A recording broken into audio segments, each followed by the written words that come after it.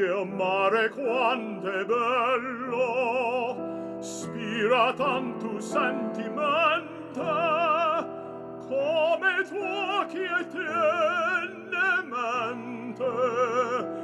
cascetato fai suna.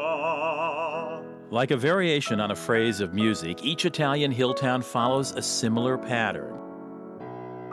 Yet all are beautifully unique. It's the individuality of expression, the fierce loyalty of the people, and the history of competition between towns that defines Tuscany and Umbria.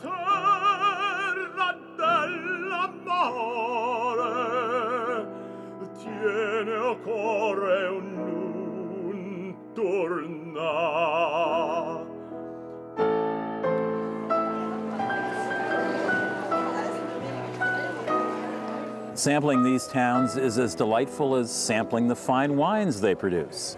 We'll stay overnight in 3 of the larger hill towns and then take day trips in search of smaller towns, wine country, and the famous Umbrian ceramics.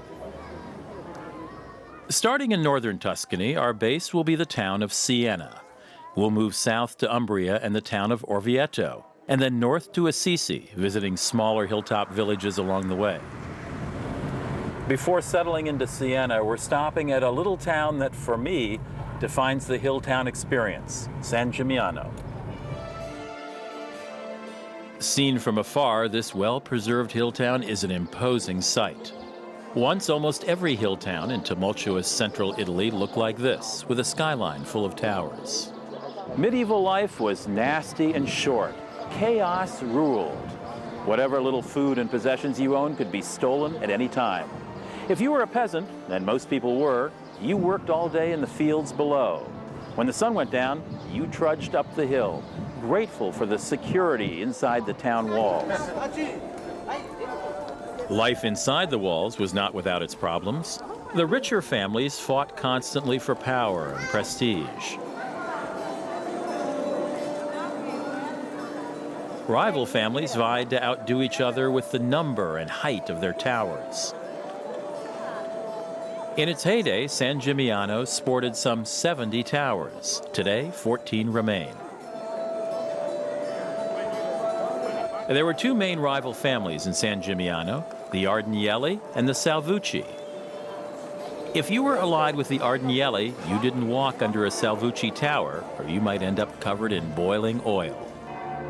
When the cry came out from the watchman that a neighboring town was invading your town, the feuding and rivalry between families was temporarily suspended, and the city quickly banded together to fight.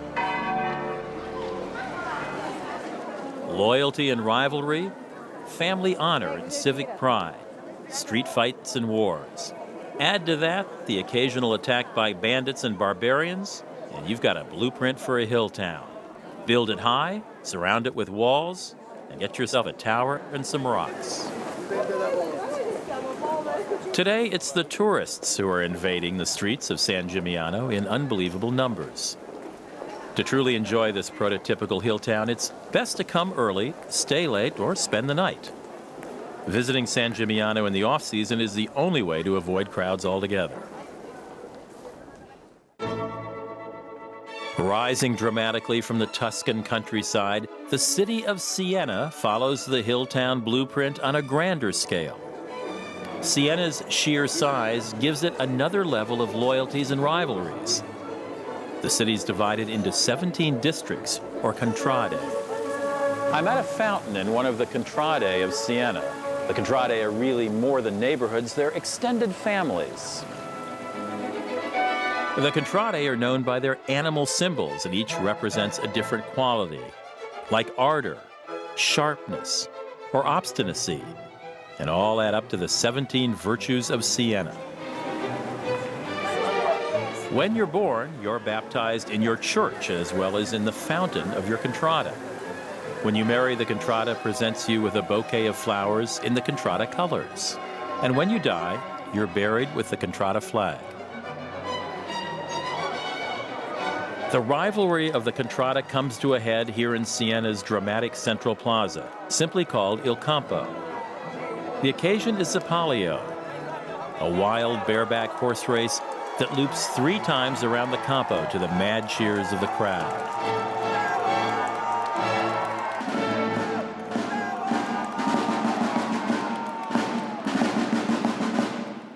The Palio takes place twice a year, on July 2nd and August 16th. But you needn't visit during the festival to get a feel for the event. The Palio engages the Contrada in year-round preparation, like this flag-twirling practice session.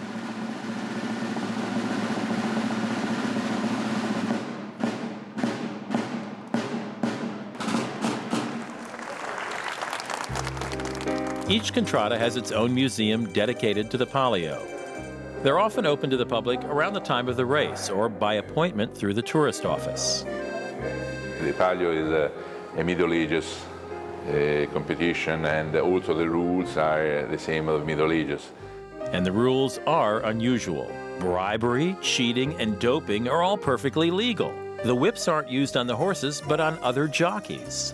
Second best to winning is ganging up on the rival Contrada to keep them from winning. My Contrada is the Goose Contrada. We won 63 Palios, the highest number of victories. Our enemy is the Tower Contrada, and last Palio they won it was in 1961. We are very competitive. We are very competitive. Like Florence, Siena made its fortune through trade and banking. You can see the grand palaces along the city's main streets. Florence and Siena regularly vied for prominence and power, with Siena almost always on the losing side. The rivalry with Florence led to bloody battles and odd assaults. In the year 1230, Florence attacked Siena by catapulting donkeys and donkey dung over the city walls. Nasty business. The competition between towns extended to the town cathedral or Duomo.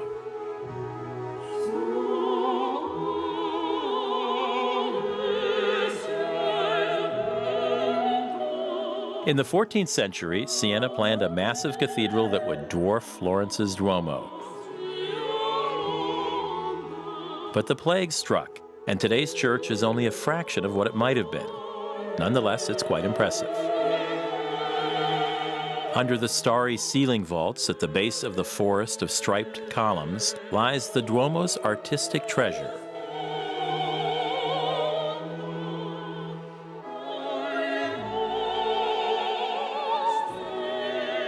The floor of the cathedral is decorated with inlaid marble designs that tell biblical and mythological stories.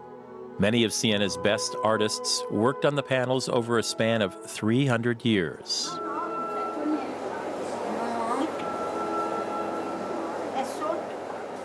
The rivalry between towns hasn't died. Today, instead of catapulting donkeys, towns engage in a fierce rivalry over their wine, olive oil, and cheese. These things are taken very seriously. I have my favorite wine. It's not from the town of Siena. It's from a region just south of here. Maybe I better tell you along the way. Less than an hour's drive south of Siena is the area known as the Val d'Orcia.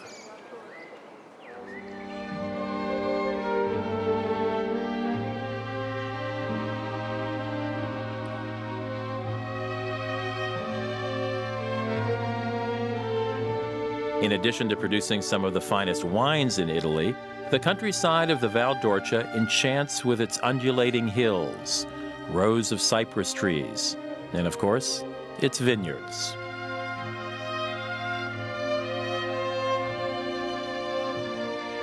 I'm nuts about a deep, rich red wine called Brunello, and it comes from the countryside around the town of Montalcino.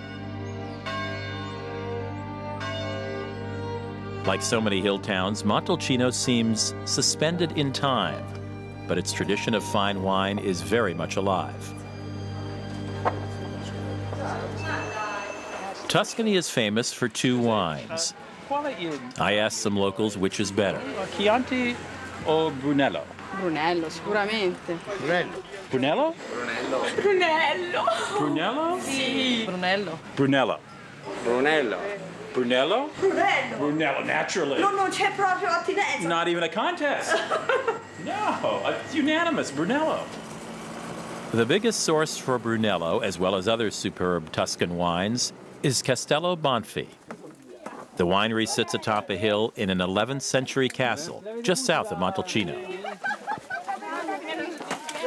While the grapes go back centuries, the Bonfi estate is somewhat new and run by American importers. You can tour wineries all over Tuscany.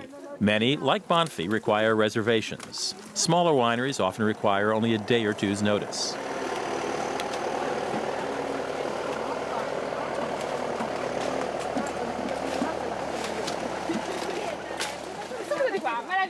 Brunello, like its rival Chianti, is based on the Sangiovese grape. While Chianti is a blend of grapes, Brunello is pure Sangiovese, and it's aged for at least 4 years. Brunello is considered one of the best wines produced in Italy today. When you taste the Brunello, you first of all need to be sit, because you need a lot of time. It's a really complex wine with a big structure, nerve, and body, and the flavors are very complex, and so it means spicy, vanilla, chocolate, and coffee flavors. You need also a really good meal to enjoy Brunello. Grazie. Bonfi offers a splendid way to taste its variety of wines.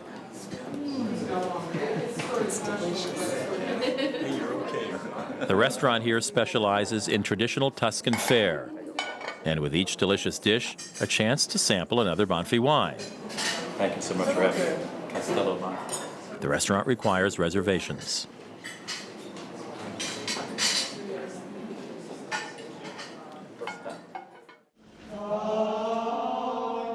There's plenty of exploring to be done in the countryside around Montalcino. In a timeless setting of hills and olive groves, you'll find the lovely 12th century Abbey of Sant'Antimo. Legend claims that Charlemagne founded the first abbey here in the 8th century, after God answered his prayers to heal his sick army.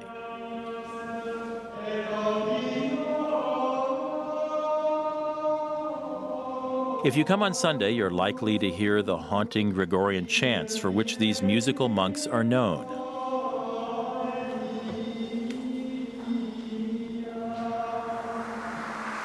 I'm on the road again, headed for a small town called Pienza to pick up some cheese to go with my Brunello.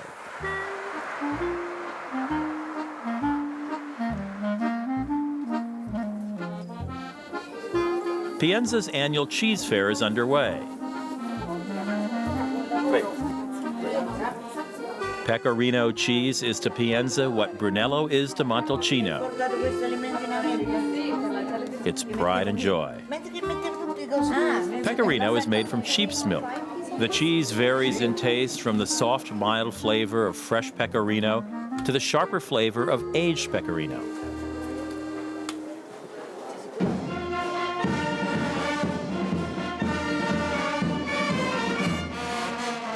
I make it a point to plan my itinerary around at least one town festival. Everyone's out, and some kind of race, contest, or celebration enlivens the streets.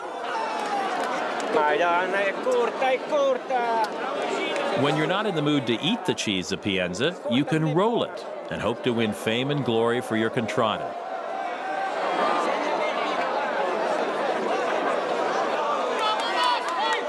The goal is to roll the cheese closest to the stake. The competing contrada each wear a different color. This is the Cheese Palio, a smaller but no less competitive neighborhood contest than Siena's horse racing Palio.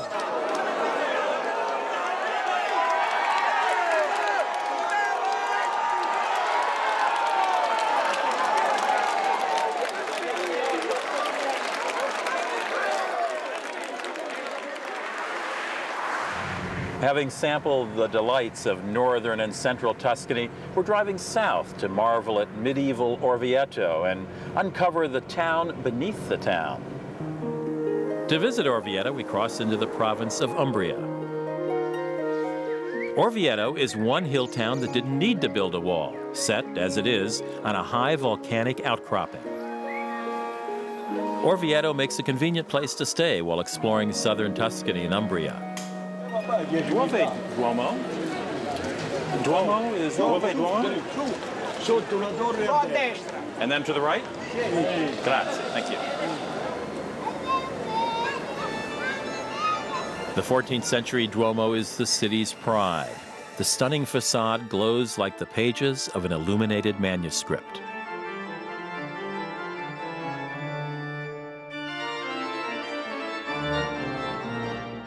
The cathedral is rich in images of the afterlife, from Lorenzo Maitani's sculptural reliefs on the outside to Luca Signorelli's hellish scenes inside. Signorelli's paintings greatly influenced Michelangelo's work in the Sistine Chapel.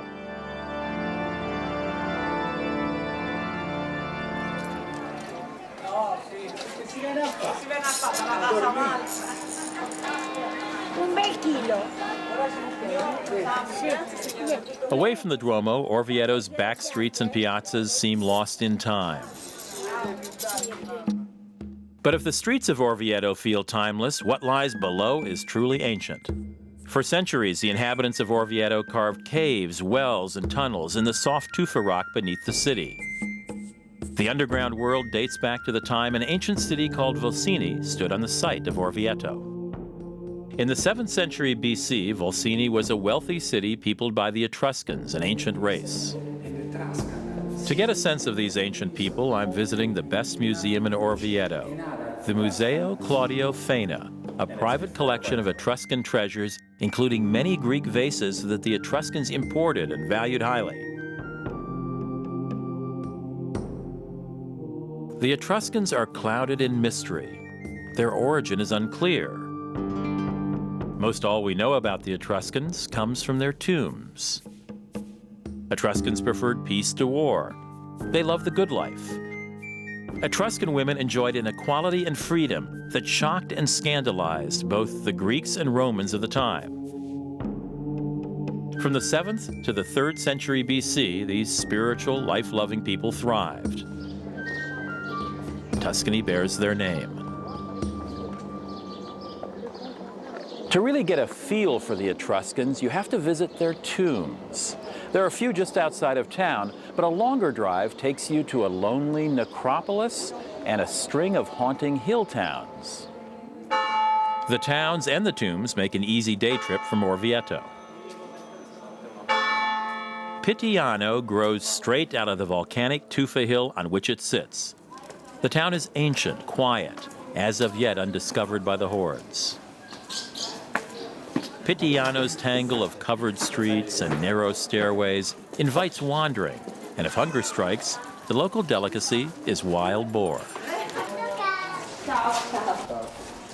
Just north of Pittiano, clinging desperately to its volcanic hill, is the town of Serrano. In this haunting landscape begins a series of Etruscan roads and tombs.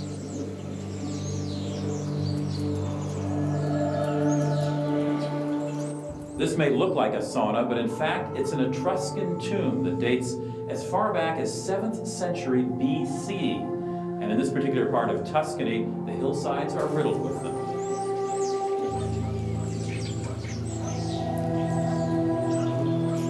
Though not the most dramatic Etruscan tombs in Italy, they are some of the loneliest and most evocative. Sunken roads, some 30 feet deep, wind through the area and are thought to have been for funeral processions. The last leg of our journey takes us north to the heart of Umbria, where once again history is very much alive.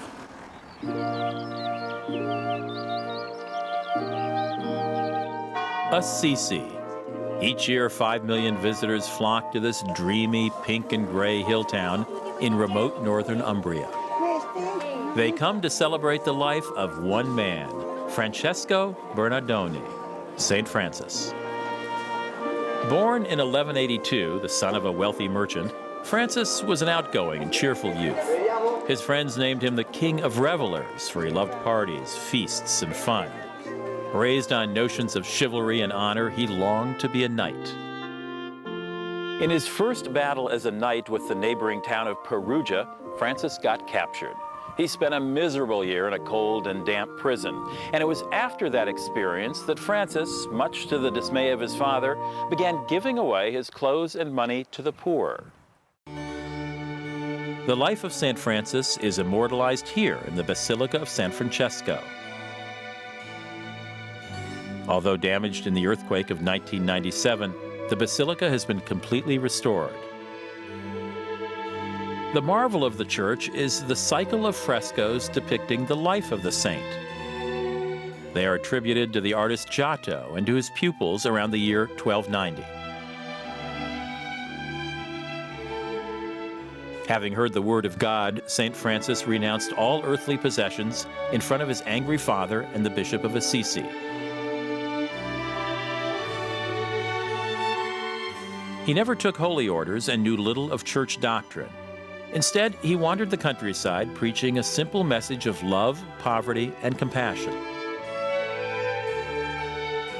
After the doom and gloom sermons the people were accustomed to, St. Francis's simplicity and charismatic joy came as a surprise and a relief.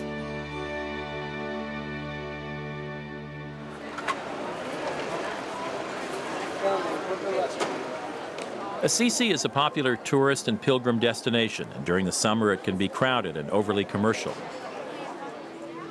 Once again, the essential tip for enjoying the hill towns: if you spend the night, the crowds vanish and time rolls back several centuries. Driving in the center of hill towns like Assisi is severely restricted, but you can drive to your hotel to drop off bags and check in. The hotel staff will then direct you to overnight parking. Navigating the streets can be frustrating. As you enter town, look for signs directing you to the hotels. It helps to recognize the "Do Not Enter" signs. Many streets are one way. I'm following in the footsteps of St. Francis, headed across the Umbrian countryside to the small town of Gubbio. Okay, St. Francis walked and I'm driving. He went there to save the town from a wolf, and I'm going shopping. Why don't we just say I'm headed north?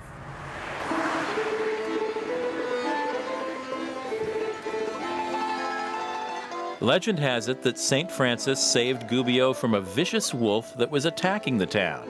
He made a deal with the beast. Behave yourself, and the townspeople will feed you. Gubbio's pride and claim to fame is its colorful ceramic pottery. And it is, of course, the object of rivalry with neighboring towns. The art of Italian Majolica flourished in the Renaissance. The discovery of blue and yellow glazes in the 15th century and the influence of designs by Spanish Moors combined in the ceramic art called Majolica. A visit to master ceramicist Leo Greeley's workshop brings the Majolica tradition alive. Signor Greeley learned from his grandfather and has passed on the art to his daughter, Claudia.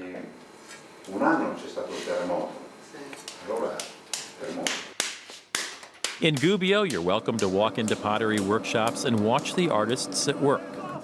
Most shops take credit cards and will gladly ship your purchases. For me, Gubbio sums up the Hilltown experience. Bewitching back streets and people who seem as timeless as the town itself.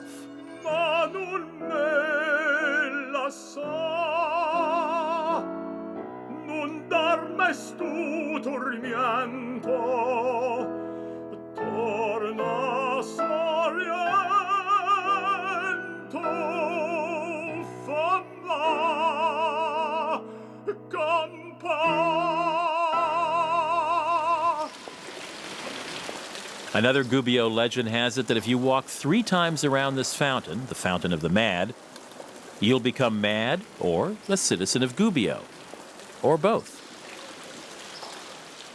Now that I'm an official citizen, I pledge my allegiance to Gubbio. I'm going to stock up on donkeys and defend my town with pride.